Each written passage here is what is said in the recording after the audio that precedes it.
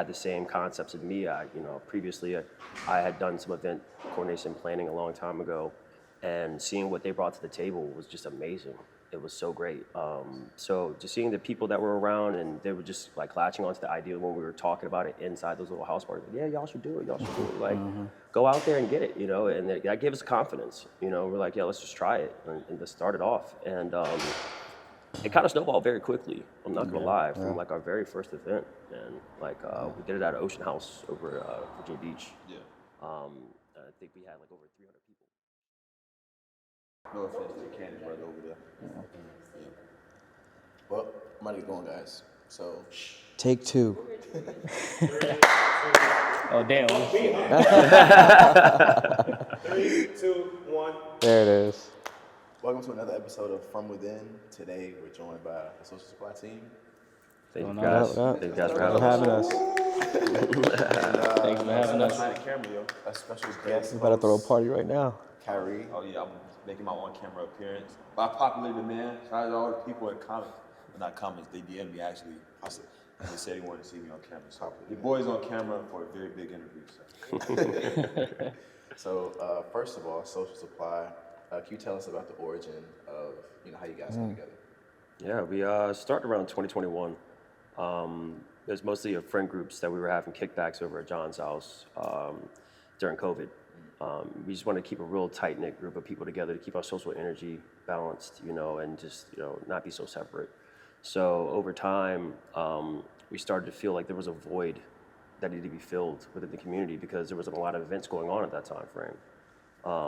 So over time, we started just thinking of ways that we could communicate that and bring that to light in a new way that hasn't been done in a while. So throughout that, Ivan and J-Boy had the same concepts as me. Previously I had done some event coordination planning a long time ago, and seeing what they brought to the table was just amazing. It was so great. So just seeing the people that were around, and they were just like latching onto the idea when we were talking about it inside those little house parties. Like, yeah, y'all should do it. Y'all should do it. Like, go out there and get it. And that gave us confidence. We're like, yeah, let's just try it and let's start it off. And it kind of snowballed very quickly. I'm not gonna lie. From like our very first event, and like we did it at Ocean House over Virginia Beach. Yeah. I think we had like over 300 people show up for the first time. Were y'all there? I can't remember. There's been too many. What year was that? 2021. 2021. Yeah. Oh, no, I was in crib pandemic. Yeah. Oh, okay. So if he wasn't there, I probably would've. Yeah. It's all good, man. So we were trying to find outdoor spaces to make people feel comfortable. Right. Not have people on top of each other. But that was like they had built a newer deck up there, so it wasn't really a showcase spot. So we kind of found like a diamond in the rough. Yeah. Kind of deal. And then a lot of people that were coming like, I've never seen this spot, I've never seen this. And I'd say the production, I guess, the way we had our stage setups and the DJs, the way we had that like right on the street, you could hear it walking down the blocks, from blocks away. Right. And it was capturing people's attention. Like, I gotta go see what's going on up there. And Javi with the lights. Yeah, wasn't Javi it? with So, the lights, yeah, man. They lit Shout up out that to whole, Loplex, yeah, man. Loplex. That man, he lit legend. it up. Definitely a legend, man. And we just got a lot of people saying thank you, for doing it. And thank you for giving us a reason to come outside, and that kind of gave us even more confidence, like, yo, we're on to something. Like, let's continue it and see where it goes. And rest is history right now. So I would probably say prior to the house parties at John's house, what kind of events were you guys going to? Like, was it events that were kind of curated to what you guys curate now? Or was it more like a trap scene, maybe more like a much more smaller, like intimate scene? It's a little bit of both, really. Yeah, a little bit of everything. Yeah. But, we wanted to kind of like bring in inspiration from like outside like the 7572 for like what we've seen in other cities. You know what I mean? And also like being inspired by what we see online. So like we wanted to bring something different, like a whole different taste like out here, And on top of that, also like representing like the DJs to show the rest of the world like what we got here is super dope. Yeah. I don't know if they're old enough to remember the Fam Plans or Brain Drain or Side Street on Saturdays or Crocs on Thursdays. So there was a lot going on back in the day. 1000%. And we just felt like we could do our own thing, take a little bit. And, Because there was like a huge EDM scene back in the day where like all these crews started popping up, and a lot of them had the same players, that were working together. Some of them were based out of Richmond, and then would be here. So you would actually take a trip up to Richmond to go see them, to get out of town kind of deal. So, over time they did it for years. I don't know what transpired for them, but I think COVID put everything on halt for a lot of people. And I don't know whether people wanted to go back out there and try it again or do it again and try to capture that energy. Because, once you lose that momentum after a while, it can, be detrimental. But I think we saw the void, like I said earlier, that we were just like, yeah, man, like people want this stuff. And it's almost a different sound, like the DJ's playing now. Like Yeah. Gia has her own sound, Mickey, Rilo, I mean, Daft, like the whole list, Gabe. So it's just like, good vibe. So within the confines of your team, what are y'all specific roles? Well, we're all three owners. Yeah. And we are the three owners, creative director. I'm the director of communications, yeah. A&R, so handles all the artists. And we all do a little more out of our realms too, just, collectively together. Sure. Yeah. I would say probably from like an A&R perspective, right? Like for your guys' event specifically, what do you look for in somebody to be like, okay, yeah, they might be great for a living room set. They might be great for a social experiment. Right. What has that taste that you guys are looking for specifically? It's a little different. I would say sometimes we look for technical DJs in certain aspects. Somebody who can scratch on the ones and twos in certain genre of music. We try to partner people that go well together in their wheelhouse of talents. So it's not like an off-balance event. So really, sometimes we'll push the boundaries, of like house music. We'll do like a whole house event. Or we'll do something that's strictly hip-hop. Or we'll do something that's like a blend of that if they have that in their wheelhouse to be able to continue that. So I think it really truly dictates off of what we've done in the past and where we can keep it growing so that doesn't become stagnant. And I think that's some of the things that we've done with the partnerings that these DJs around this area have relationships with each other for a very long time, Some of them are comfortable working with others, depending on how that works. So we all keep that all in mind when we're looking for talent. But, there's a lot of things going on in this area right now currently. You got your Traptastics, you got your Bylaws, and you got other teams, like that are popping up. So it's a great thing for the scene because people need that. And, now seeing those things operate, it's kind of like, all right, cool. Like, how can we keep pushing even further, and lifting that bar a little higher? Not to say that we're the only ones that can do that because they're very well talented to be able to do all of that, Say also sometimes it's a feel. Sometimes we just be out and we just see the connection and the vibe that these DJs create. Like you see the crowd, the music, how they're putting the songs together, laying it out their sets. So yeah, sometimes it's that too. But shout out to Traptastic though. They've been around a lot longer than us. Yeah, actually. they've been killing it for a long time. We remember, was it Work Release? We used to go to Work Release. Yeah. Yeah, for Traptastic stuff. We were in high school. Yeah. Shoot, they used to have shakas. Crazy bad. Yeah. Still in remembrance of shockers. Yeah. To this day. Yeah. That was crazy. We didn't have no parts of that, but good stories. A couple years ago, Mighty Dream was down here for Pharrell's event. Had a lot of different speakers, and you guys were a part of that as well. So can you talk about how that came about, and what was it like speaking, on a panel, so to speak, and having a part of that such a big event for the city? First of all, it was something that I did not want to do. I'm gonna keep it 1,000. I don't even like doing this type of stuff. No, but it was a cool experience. Definitely something that I need to like touch on a little bit more as far as like public speaking and stuff like that. Because like 9 times out of 10, when you see me outside, I'm always in a cutscene. You know what I mean? I don't really talk much to people. I just like to create stuff. I'm always in here. You know what I mean? So like it was definitely a dope experience. Like to me, my highlight for like the Mighty Dream was like the collage that I made that was like reposted all over the place. You know what I mean? So like, I wish it'd come back, man. Yeah. I wish they'd bring that thing back, but overall it was dope. We linked up with Robbie Wells. Robbie Wells is definitely one of those guys who's active in the community, working with Pharrell and his team. He basically had a meeting with us initially to sit down and see, what our vision is for the future and what we could do to collaborate in those things. And we sat down and we had a meeting. And he was just like, yeah, man, I think you guys would be perfect to, fit for the community sense of having that community voice. So I guess when he reached out to us, he had reached out through Gabe as well. Shout out to Gabe Niles. He had asked Ivan to be on the panel because they have Where the Heart Is. And Where the Heart is it's a whole collective of groups, Raisa's artistic groups, Gabe's groups, and then Nate, and also Social Supply. And we wanted to just try to make it more of a community activation to where we could eventually build our own festival one day. you know. And then once he saw the insight to that, he was like, y'all are cooking on something. Like, you guys need to be around and see, you know, how these other minority business owners are doing things, and, you know, see the collective energy that's being brought to the city and see how y'all can capitalize off that. So I think once we got to be in front of, like, I think the mayor was there, like the BB mayor was there. BB mayor. A couple of the City council members were there. So it gave us a little bit of access to shine that we typically wouldn't have had, you know, to sit in front of people and talk about our experience and what we're trying to do. So even though I think the other team that was on there was Team Lamb. Team Lamb. Yeah, they did a great presentation for themselves as well.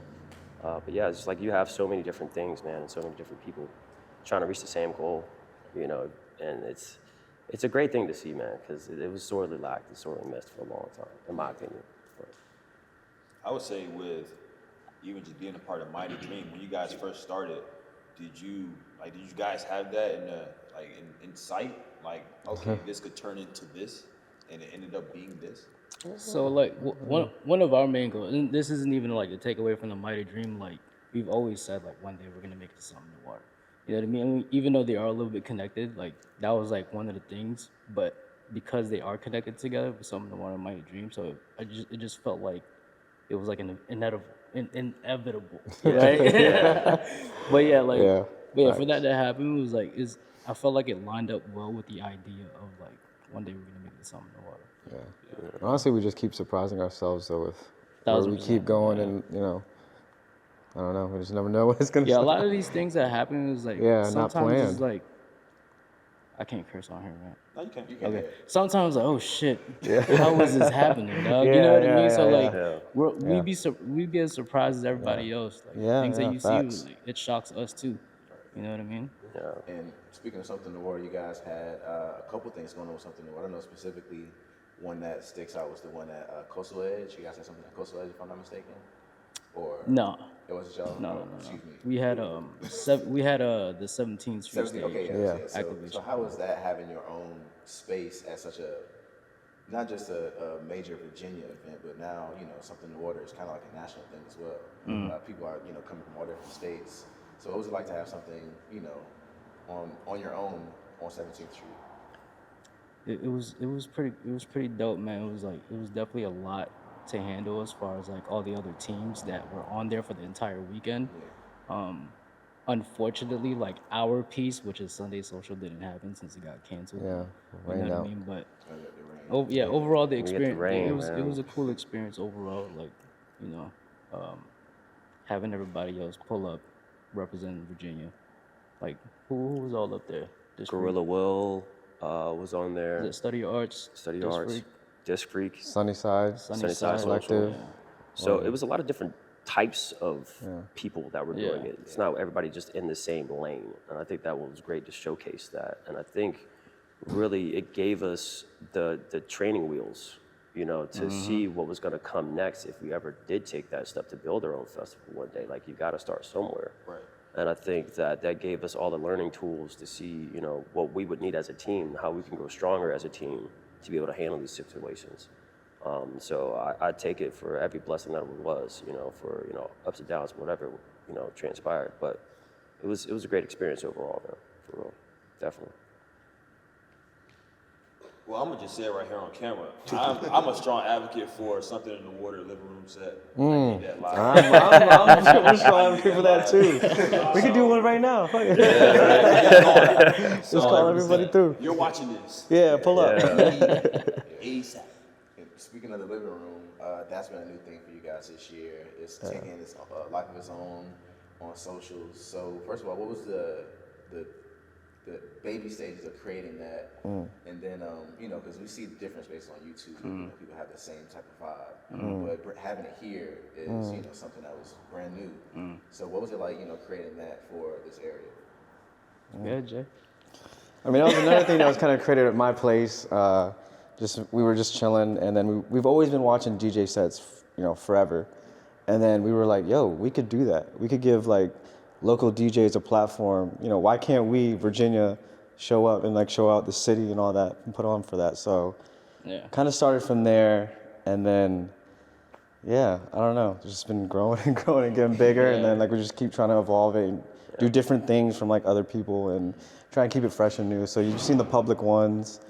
But yeah, I mean, there's a lot that goes into it. I mean, it kind of gets casted. We gotta set up, the invites, the DJs, get the right vibe, the music, similar.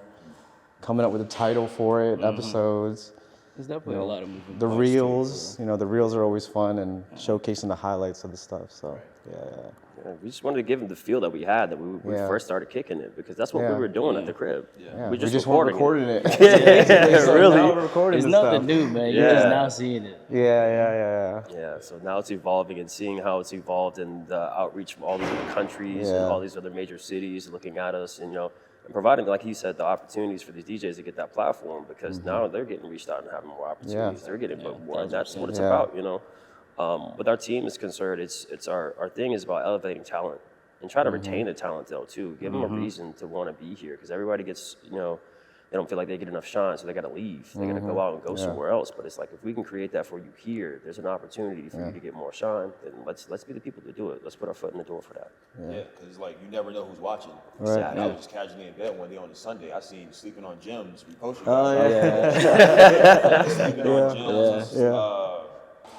I don't know if Hidden did one as well too. And I was like, oh snap. I think is it like Lil Jupiter or something that posted us like a few days ago? Yeah, So yeah, it's pretty dope, man. to see that the amount of followers that they have, it's always good to get these eyes. And then on YouTube, you guys are hitting. Yeah. Shout out to the DJs for putting on. That's the main thing right there. But I think it kind of goes like hand in hand, like what we've been talking about. We always talk about quality rather than quantity. You can have 20K likes on a post. You have 7 likes on the post. That's 7 likes on the post. You never know who's watching. So it's like we don't know who from Sleeping on Gems or Lil Jupiter is seeing it. It was like, oh yeah, I need this. Like, there was somebody in there because the good quality was getting put out. So, I think that's how we've gone across our whole entire process of throwing events as well. Is just spacing them out. Like you said, quality over quantity. It's we don't want to dilute the brand by giving too much in your face all the time. And it's just like, we want it to make it feel like there's a purpose and a reason for you to want to go out, for you to want to see these things and create an actual event versus just a party. So that's kind of always been our mentality behind our process for that. So with that, you guys have had a couple events. I know a couple years ago, you had some things at the bunker. Yesterday, you just hosted a live living room. Yeah. Cure That was fun. Street. Fun but hot. I think I'm still sweating from that. Yeah, I think we're gonna change the title to that. What you was saying? Excessive heat warning. Seriously. Yeah. So, talk to us about those type of events. You guys did a Halloween theme event. Yeah. So talk about the curation of those events. Bringing people in, and how is that process? It's more so of filling out what the community's needing. That's kind of what we're always looking for, how to shift to fill that void. Like, it's always a thing that I constantly will say in that, because people don't know sometimes what they're actually missing until you put it in their face. True. And I think that with our Halloween event, we knew we wanted to have a big banger. Like, this got to be a crown jewel of a party, that we got to have like a staple. And I think it was me and Ivan. We were sitting down, we were watching the Studio 54 documentary that was on Netflix a long time ago, and we were seeing like how dope those parties were back in the day. It was just people being free and just people just letting themselves be themselves. And at the very end, one of the main owners, the creators of it, was like, this was our social experiment. Yeah. And we were like, yo. This is what this is going to be, and that's one of the things that we've always prided ourselves in, is when we do curate these things, we want to make sure that everybody is welcome. And that's kind of what our slogan is too, is you're welcome. And it's a double entendre. It's like, people came in the beginning, were saying, thank you so much for doing this. We kept having to say you're welcome, but at the same time, it means you are welcome, so coming in as you are, and be free and be cool. Just have a good time. I think, I was about to say, I was going to say, I think that's one of the things that I think we personally on the team could like to say we appreciate about the events that you guys curate, because it's a very welcoming environment, but it's also a very diverse environment. Yeah, 1,000%. And like, it just helps foster like new connections and stuff like that. Maybe somebody walking down the street might not have had a conversation with, Yeah. Yeah, both had a social supply event. Now I got something in common. Right, You right. know, so, Yeah. yeah. And they're kind of like mixers too, to a degree, man. You don't know who's gonna pop up in there, man. Like, You meet a lot of there'd be people some there. business people in there. There's be, you know, like it's cool to see that though, because that's how I connected with a lot of the scene back in the day. You know, with, like he was talking about the fan plans and the, shout out to No Alarms, man. That team, like, yeah, BV, rest in peace to that guy, man. He mentored me for a long time in that team. But having that access to people opened up so many avenues for me personally. And to see that happening for our team and the public in itself, like you stated, man, it's a great feeling, man. It's like a little high that you get when you see it happening in person in real time. You know what I mean? I think we caught our first glimpse of that yesterday, the R&B block party. Yeah. Yeah, with the connection with Sierra, of course, y'all know Sierra. Mm-hmm. And then, how that just transpired in us having conversations with people we didn't think we would have conversations with. Yeah, So, exactly. Yeah. Yeah, stuff moves real fast Yeah. sometimes. Especially when you're out, different events. Like you say, you never know who'll pop up. It's been a couple times where I've made connections from y'all events. There's some people, like you said, walking down the street. I knew a girl at my job that was at an event. I was like, oh, she was out there having a good time. Yeah, so It's always nice to see people, outside their comfort zone. In those different spaces. But do you have anything else? Outside of the 757, how far do y'all want to take social supply? And what's the end goal, if there is an end goal? Yeah, that's not my question. Too late. All over, but I don't know. There's some things in the works. Yeah. We could put it that way. Yeah. Especially based off the living room and the way we've been able to give access to what we've done for everybody else to see. There's been a lot of inquiries about, hey, can you do this in other cities and states and stuff like that. So basically choosing our timing and execution. And I think that's one thing that we said we pride ourselves on is just making sure we do it for the right reasons at the right time and make sure it's a well thought out process. So even though these opportunities are coming, it's just making sure that we can capitalize to keep the snowball rolling to be bigger and better. So just stay tuned for sure. Things are definitely going to be looking up real soon. Man. Yeah. Definitely. So we're kind of new in this, not community, but in this space, this creative space. We've only been around for a few months, so I always like to pick brains. So what advice would you, give to us to, make the right decisions, make sure we're on the right path, down this journey that we're on to, make sure we end up at a level that you guys are at, and, also, no offense, but, surpass, and as we, both do, respectively, so. You gotta just keep going, man, because like to this day, like we're still learning ourselves. Yeah. We're gonna make mistakes. Yeah. It's automatic. You know what I mean? So like, you just keep doing what you guys are doing, man. Like we love what you guys are doing. Yeah. Possibly. You know what I mean? Definitely. I think you guys got the right foresight for what you guys want to do. I would say stick to your plan. Stick to your guns, man. Whatever your mission is, dog. Yeah, stick to that. And continue to be open-minded, at the same time. Because other people are going to, say what they feel like you should do or whatever you should do. Go with your gut feeling of what you think is right. And I wouldn't alienate that from them, man, because there's a lot of people that have, told us multiple times. We're at parties, they'll be like, hey, man, I think you guys should do this, or I think you guys would be good for this. And it's like, that's not us, yo. Yeah. It's okay. We know who we are, and if you know who you are, stick to that, man. Yeah. Stick to it. People will see it and it'll grow. Definitely. I don't know. I mean, that was great. I can't respond to that. He said, I'm ready to get to work. We're on a long road. So is there anything, any final words that you want to give, to either the community or, any promotional things you want to, give out there? Or... Y'all got anything? Just thank you guys. Yeah, First and foremost, for constantly believing in us, constantly giving us your time and your energy and the feedback that you guys give. The support has been unreal from the very beginning, and I really do feel like you guys showing how much you love it makes other people want to see what's going on. And the fact that you guys are so invested in us, as a team, we just want to thank you. I appreciate that. Definitely. Absolutely. I mean, to be honest, we look up to you guys. So even get you guys in for an interview, it's like, This is fire. This is actually you're actually making history, man. This is our first actual interview. really? As a team. So there you go, man. There you go. But Yeah, that's what From Within is all about, just highlighting the people who should have been highlighted but just haven't gotten covered yet. And it just blows our mind. Yeah. Like, okay, people are going to these events. People know who you are, but it's like they only know you for these events. They don't know you as like people. It's like everything that goes behind it. Yeah. Sometimes when they go to the events, they don't know that you guys are the ones behind it. They might just think you're just a couple guys just walking around. Yeah. Yeah, social spot hats on. Yeah. Yeah. I didn't want to be in the cut with his arm. I think it's kind of designed that way, He just though. want to admire the view. You know, the symbol is a symbol. You know, what you got on your chest right there is something that we put on our branding for. It's like we don't want to be the spotlight. That thing needs to be in the spotlight the most. When people see that brand, it's trusted, it's quality, it's something good, and that's what we want out there the most. So. Yeah, social supply hats. I told him yesterday the social supply had like a Rockefeller chain. We locked in. Yes, sir. Yes, sir. Yeah. Thank you guys for coming through. Man. Thank y'all. We appreciate your time. Appreciate it, man. Thank you guys for everything.